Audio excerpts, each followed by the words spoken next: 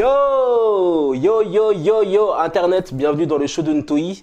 Alors aujourd'hui, je ne suis pas tout seul, je suis accompagné de Amy Silmar. Amy Silmar qui est chef de projet artistique, manageuse de projet artistique. On peut dire ça comme ça. Yes, est-ce que tu peux te présenter un peu plus pour... Bien sûr, par quoi je peux commencer. Je travaille avec des compagnies de théâtre, d'art du récit, je travaille avec un groupe de musique qui s'appelle Mamaila Ok. et qui est au réservoir tous les premiers dimanches du mois. Là c'est bientôt les vacances, mais l'avant-dernière le 6 mai et la suivante le 1er juin. D'accord. C'est pas un dimanche d'ailleurs, c'est un vendredi. Mais c'est pour la dernière, c'est pour le fun. Yes, yes, pour les yes. vacances. Bah écoute, Amy, si j'ai si j'ai tant voulu t'interviewer, c'est parce que voilà, tu fais les choses et que voilà, tu programmes des events, tu fais beaucoup de voilà de placements, d'organisation de concerts, etc. Comme tu le sais sûrement, moi je suis en train de préparer ma première tournée qui s'appelle le Token des Tours. Donc pour ceux qui connaissent pas, voilà, je m'appelle Ntoi, je suis musicien, je suis entrepreneur, je suis en train de préparer ma première tournée qui s'appelle le Token des Tours. Voilà, le défi, c'est que on monte une tournée en partant de zéro, on ne connaît rien, on n'a strictement aucune ressource. Donc voilà, c'est suivre l'évolution du projet. Donc c'est pour ça que j'interviewe Amy aujourd'hui parce que je pense qu'elle peut m'apporter des bons tips, des bons conseils puisque c'est son travail concrètement d'organiser des événements, de manager des événements et de faire en sorte qu'ils se déroulent bien. Donc pour toute personne qui a un projet, ça va vous intéresser ce qu'elle va dire. Voilà. Ça va vous intéresser, ça va vous permettre de voir un peu plus tout le travail qu'il y a des personnes derrière et qu'il faut les respecter. Quelle est Yes. ta question? Alors ma question tout simplement, c'est expliquer un peu plus ce que tu fais déjà. Management de projet en gros. Alors, ça dépend des gens avec lesquels je travaille, ça dépend du moment auquel j'arrive dans leur stratégie, parce que je pense que la clé quand tu montes un projet, c'est en réalité la stratégie et la vision, où est-ce que tu veux aller, où est-ce que tu es, par quoi tu es passé, quels sont les outils que tu as aujourd'hui, les connexions que tu as qui peuvent te filer un coup de main, parce qu'un projet, ça se monte très rarement tout seul. Euh, Ça peut être, moi je peux venir simplement en appui diffusion ou booking, pour ce qui est le terme plus communément rencontré dans la musique, mais qu'on appelle plutôt diffusion dans le cadre du spectacle vivant. Je peux venir en support administratif et com, Ok. en gros. Qu'est-ce que je peux vous donner comme conseil quand vous voulez monter Je vais pas parler de la tournée parce que je pense que c'est un cas qui est particulier, mais quand on veut faire un concert, je vais pas m'attarder sur le cas où on est acheté par une salle, parce qu'en général c'est la salle qui fait la communication et du coup on n'a pas grand chose à gérer. On est en relation avec les techniciens, ça veut dire qu'il faut quand même savoir ce qu'on veut en termes de technique, par exemple en termes de lumière, le backline, etc. Donc backline, c'est en gros c'est tous les instruments, toutes les choses dont tu auras besoin sur scène en gros. Toutes les choses techniques dont on a besoin sur scène.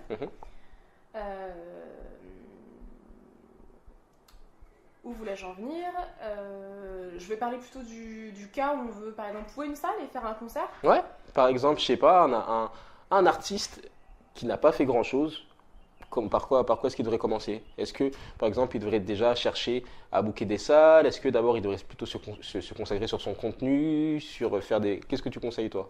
Sans aucune hésitation, il doit se concentrer sur son contenu. Sans Ok. aucune hésitation. Parce qu'on ne fait pas un concert avec rien. Ouais.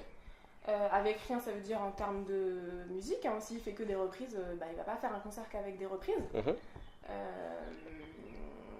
Déjà créer ses propres titres, s'entourer si il est un peu moins bon en écriture ou en composition, se faire diriger pour l'interprétation si c'est son point faible par exemple, pour avoir quelque chose de plus carré possible à présenter aux gens. Présenter aux gens, ça veut dire ton public potentiel, ça veut dire présenter aux professionnels éventuels.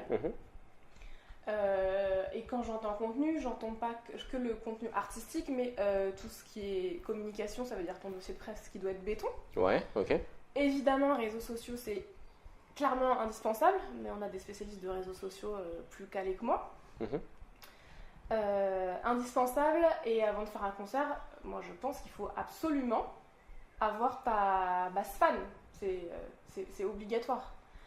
Si tu fais un concert, tu loues ta salle, ok, si tu as de l'argent à claquer, à dépenser, claque ton argent, mais la question c'est comment tu amènes des gens pour remplir ta salle, faire des entrées de billetterie qui remboursent au moins une partie de ta location de salle.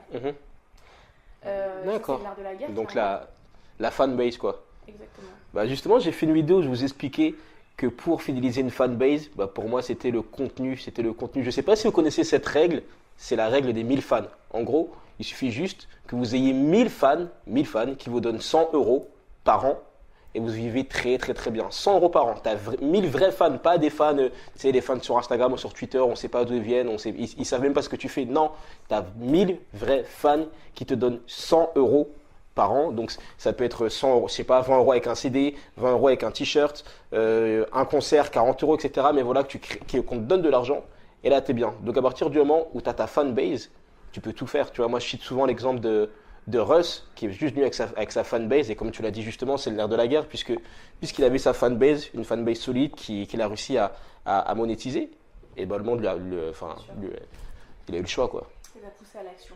Yes. Exactement, et c'était pas simplement passif. Je reviens sur ce que tu as dit à propos de la façon d'avoir de l'argent pour produire ton spectacle, quel qu'il soit, ou ton album, ou que sais-je. La vente de la musique, c'est pas forcément ce qui rapportera le plus quand tu es artiste. Tous tes produits dérivés vont te rapporter bien plus en termes d'investissement et retour sur investissement que ton CD. Ton CD va te coûter cher à produire. Tu vas le vendre 15 balles, tu vas pas forcément amortir ou très difficilement. En revanche, tu vas vendre un t-shirt, une casquette avec ton logo bien comme il faut, aux gens que tu auras suffisamment sollicités et intéressés sur les réseaux sociaux. Là, ça peut te ramener plus facilement de l'argent pour ensuite aller faire de la musique, mais pour produire les projets que tu as en tête. Yes, carrément. Et après, le gros avantage, c'est que, comme tu l'as dit justement, ça coûte rien à produire. Pour avoir fait des tests, pour avoir fait des études de marché, ça coûte strictement rien. Et après, justement, ça consolide le lien que tu as avec ton audience, parce que quelqu'un qui porte ton pull, il se sent un peu plus proche de toi, quoi. Bien sûr. Tu fédères une communauté, tu crées une vraie communauté autour de toi, et c'est ce qu'il a fait Russ, tout simplement. Et c'est pas le premier, il y a plein d'autres exemples, mais c'est vrai que le merchandising, c'est hyper important. Donc, merchandising, c'est la vente de produits dérivés, en gros. Parce que, ouais, je sais pas, en plus, on est à une époque où les gens consomment la musique, où, je sais pas, moi, je pense que je suis un des rares qui achète encore des CD, et encore, j'en achète de moins en moins. Les gens vont aller sur du streaming, ça rapporte rien, quoi. Donc, ouais, il faut. Ouais. Donc, une fois que tu as ton merchandising, donc, une fois que tu as ta fanbase, voilà, disons que même que tu aies 300 vrais fans, tu vois, 300 vrais fans, mais vrais fans. Si 300 vrais fans, c'est déjà voilà, imagine, ils te donnent tous déjà 10 euros, t'es bien, quoi, tu vois, 3000 euros. 3000 euros, tu peux faire 2-3 trucs, tu peux manger au moins au McDo 2-3 fois. Donc, pourquoi je force comme ça? Tu peux faire de la musique, mon frère. Oui, tu peux faire de la musique, voilà. Tu peux aller faire imprimer tes t-shirts et les revendre, etc. Yes. Donc, pour rester dans la stratégie, n'est-ce pas? Yes, restons dans la stratégie. Le McDo, c'est pas bon pour vous. Investir sur soi. Yes, c'est le meilleur investissement. Donc, tu as ta fanbase, tu as ton merchandising qui est prêt, etc. Qu'est-ce que tu fais maintenant? Comment est-ce que tu fais pour booker les salles, pour que les gens s'intéressent à toi, pour être crédible? Tu as parlé de dossier de presse tout à l'heure. Ouais. Que doit contenir un bon dossier de presse? Je sais que pour le token détour, on me demande pas mal de dossiers de presse, etc. J'en ai déjà fait. Maintenant, je ne sais pas si c'est encore d'actualité. Que doit comprendre un bon dossier de presse selon toi? Alors, le dossier de presse, je pense qu'il peut varier d'un projet à l'autre. Il va comprendre toutes les choses importantes que tu peux avoir faites.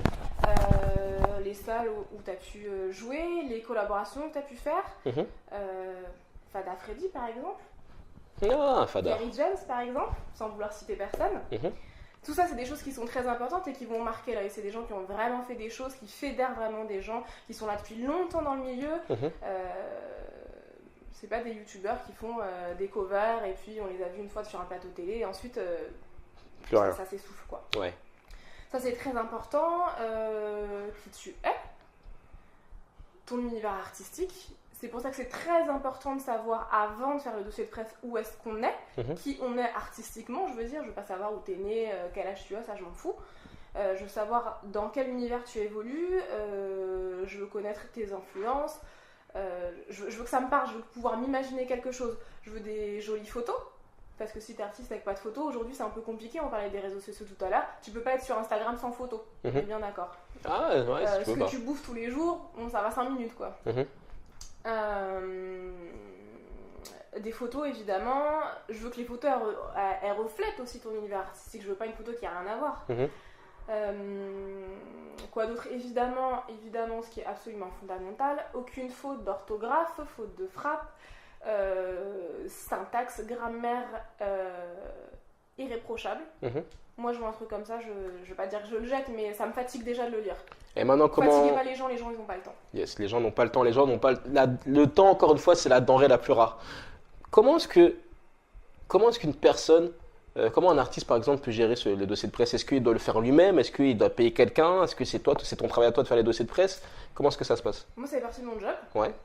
Mais quelqu'un qui réfléchit un peu et qui est un petit peu à l'aise dans l'écriture peut le faire. Mhm. Je pense que ce qui peut être difficile, c'est d'écrire sur soi-même, au sujet de soi-même, Mhm.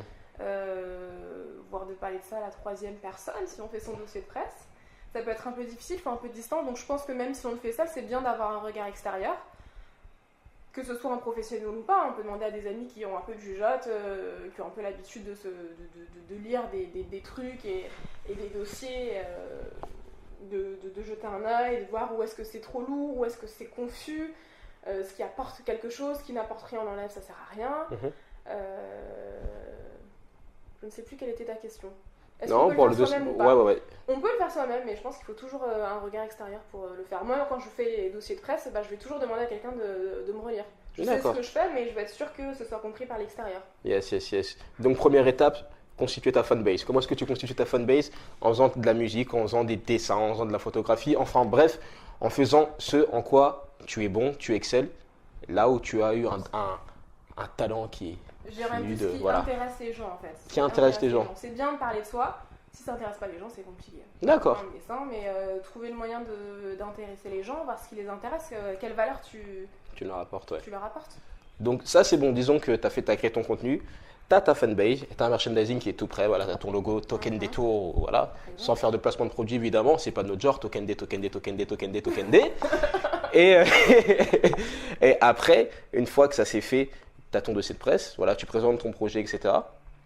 Et après, l'étape d'après c'est quoi? Comment est-ce qu'on démarche les salles? Alors, l'étape d'après, pour être clair avec sa stratégie, bah oui, effectivement, voilà, démarcher des salles, trouver éventuellement des journalistes, des attachés de presse si c'est dans ton budget, ou si tu as des potes qui savent faire ça, si tu as des potes journalistes, que ça peut intéresser. Donc, c'est sûr que si tu fais de la musique et ton pote c'est un journaliste politique, je sais pas ce qu'il peut faire pour toi. Ouais, Il a peut-être des potes, donc c'est le job.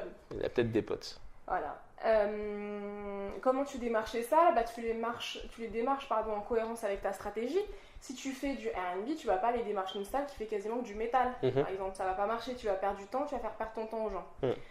Ce qui est le moins chronophage, je dirais que c'est les mails. Pas sûr que ce soit très efficace. Les gens savent pas qu'ils ont en face d'eux.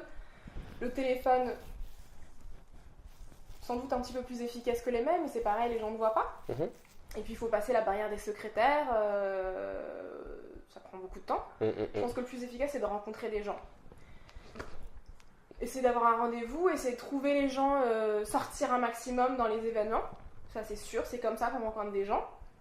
Tu me confirmes? Ah, mais je ne peux que, mais tu sais très bien que je peux que confirmer. Oui, d'accord. Vous devez sortir. Moi j'ai connu une danseuse là, qui s'appelle Funky J, Julia. Je me rappelle à l'époque, je dansais beaucoup. Je dansais à la Coupole dans un endroit qui s'appelait La Défense. Et la fille venait de Toulouse. Et tous les week-ends, elle savait que La Défense était the place to be pour la danse. Donc elle venait, elle rencontrait des personnes. Et sachez que l'année dernière, elle a gagné le Juste Debout à Bercy. Donc sachez que c'est la plus grande compétition de hip-hop du monde. Et elle l'a gagné. Et je pense que le fait qu'aujourd'hui, elle soit arrivée à ce stade dans sa carrière, qu'elle voyage énormément, qu'elle soit placée, parce que là, c'est peut-être de la danse, tu vois, mais voilà, qu'elle soit bookée dans le monde entier, c'est parce qu'elle est sortie et elle n'a pas hésité à prendre son train, à frauder le train, en vérité. Mais bon, pour arriver sur Paris. Donc moi, je pense que non, c'est même pas je pense, je suis sûr, il faut absolument sortir. Moi, à un moment, je me mettais même ça comme contrainte, je considérais que c'était un travail, littéralement, que ça faisait partie du travail, de sortir au moins une fois par semaine, d'aller dans un bar, d'aller à des concerts, d'aller là où vous pourriez rencontrer des gens. Par exemple, aller à Lilton, je ne sais pas si vous cherchez à placer des produits dans le luxe, aller, peu importe, mais aller dans les endroits qui correspondent à votre niche concrètement. Mais il faut sortir, parce que les gens vous voient, les gens attachent directement, ou pas d'ailleurs, avec votre personnalité, et c'est plus simple d'expliquer son projet à quelqu'un qui est en face de toi et qui t'apprécie plutôt que le téléphone, salut. Non. Bien sûr. Ouais. Et par contre, oui, quand on appelle les gens, ils ont clairement pas le temps, ils ont leur mail à traiter, leurs réunions à organiser, etc. Un truc qui marche assez bien, plutôt que de dire bonjour, je suis un tel, je voudrais vous parler de tel truc et blablabla, dérouler son argumentaire. Commencez par est-ce que vous avez quelques secondes à m'accorder, quelques minutes à m'accorder? Pour l'avoir testé, c'est bien plus efficace que de commencer à blablater. Les gens n'ont pas le temps, ils n'ont pas envie de nous écouter. S'ils nous disent oui, s'ils ont 30 secondes, il va falloir être efficace. 30 secondes pour convaincre et allez-y quoi. Demander l'autorisation, les gens n'ont pas forcément le temps. Voilà. Un coup de fil, c'est toujours une interruption. La personne est en train de faire quelque chose. Si ça se trouve, elle est posée et ça ne la dérange pas. Mais dans tous les cas, vous interrompez quelqu'un, vous coupez sa routine, entre guillemets. Donc oui, toujours demander l'autorisation. Moi, c'est ce que je fais aussi dans mon business. Systématiquement, je demande aux personnes, est-ce que tu as 2 minutes? Pourquoi? Parce que voilà, comme tu l'as dit, si tu commences à discuter, le gars par politesse, il va continuer à t'écouter, mais il sera déjà énervé parce que tu leur as fait perdre du temps alors que c'était pas le bon moment, que son fils est en train de faire caca partout dans la maison ou que, tu m'excuseras la poésie, hein. Mais voilà, voilà, il y a plein de choses, donc toujours demander l'autorisation. Ouais. Voilà. Et une fois que tu as fait ça au téléphone, tu as demandé l'autorisation et après tu te présentes, je suppose. Bien sûr. Ouais. Alors, ce qui est idéal, c'est d'avoir une recommandation, évidemment. Ok. Je vous appelle de la part de XY, sa secrétaire, Yes. de la part de son ancien collègue qui bossait avec lui, je ne sais où, peut-être un truc qui a pas de rapport, mais quelqu'un Ouais. En qui il a suffisamment confiance, avec qui il a apprécié travailler, ça va faire la différence aussi. D'où l'importance des rencontres, encore une fois, et du réseau. Je pense que c'est que le networking, hein. Tu peux même être la personne la moins talentueuse du monde, être la personne tu fais des trucs mais qui sont inaudibles ou qui sont, voilà, c'est compliqué, même si évidemment c'est subjectif, c'est relatif, etc. Si on exagère un peu. On exagère, voilà, là je suis dans l'exagération, toujours, hein, toujours l'excès. Mais en faisant ça, même si tu as un networking, si tu as un bon réseau, si tu as un bon carnet d'adresses, t'exploseras. Hein. T'exploseras, ça, il n'y a aucun doute. Moi, je pense que c'est surtout une histoire de contact. Bien sûr, de contact et de rigueur aussi. Ouais. Parce que des contacts, avoir un dossier de presse pourri. Je sais pas si tu me recommandes quelqu'un, je vois son dossier de presse, il est pourri, je vais te dire écoute, dis-lui que t'as fait et après il me rappelle quoi. C'est ça. Encore une fois, le temps, respecter le temps des gens. Bon, ok.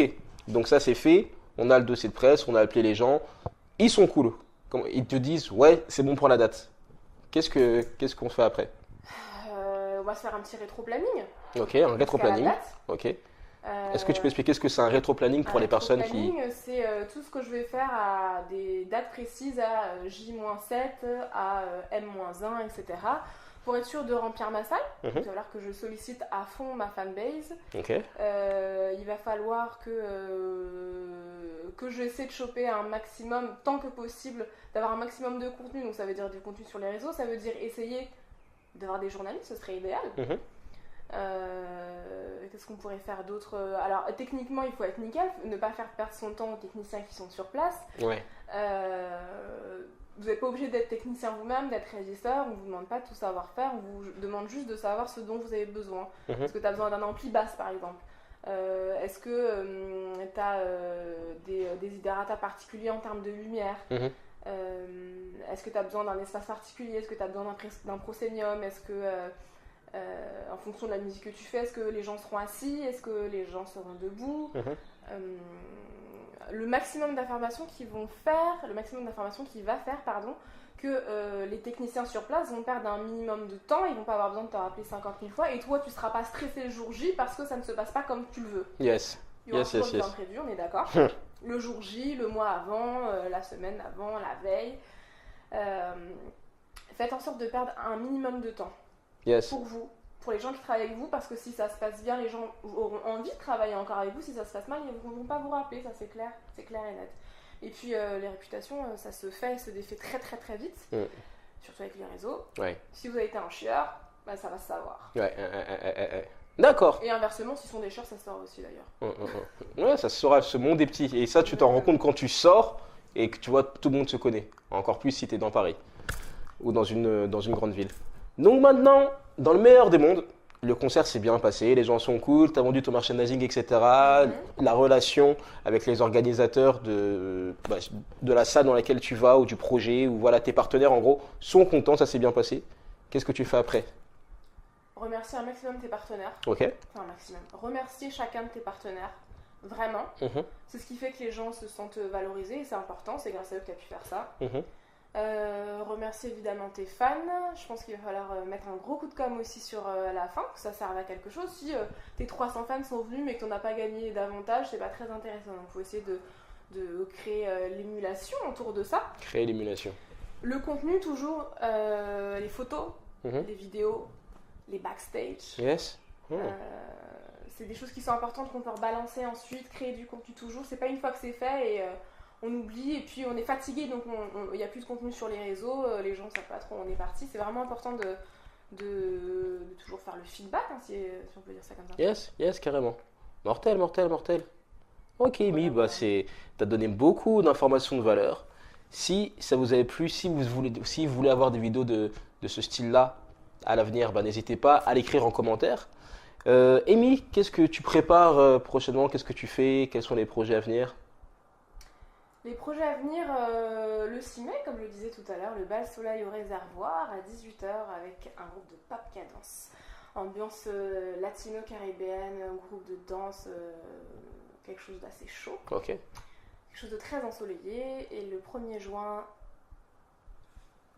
on va laisser le suspense. Ok. Comme ça, le 1er juin, réservez votre soirée au réservoir.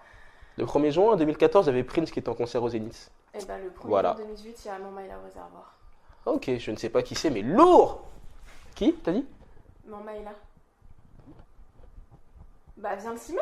Ok, allez. Tu sauras? 6 mai. Le 6 mai. Ok, bah c'est noté dans mon agenda. Au réservoir. Qu'est-ce qu'on prépare d'autre? Bah, envoyez-moi vos dossiers de presse, je les relis un petit peu et puis on s'arrange. Carrément. Où est-ce qu'on peut te suivre, Amy? On peut me suivre sur Instagram, Amy _CSII.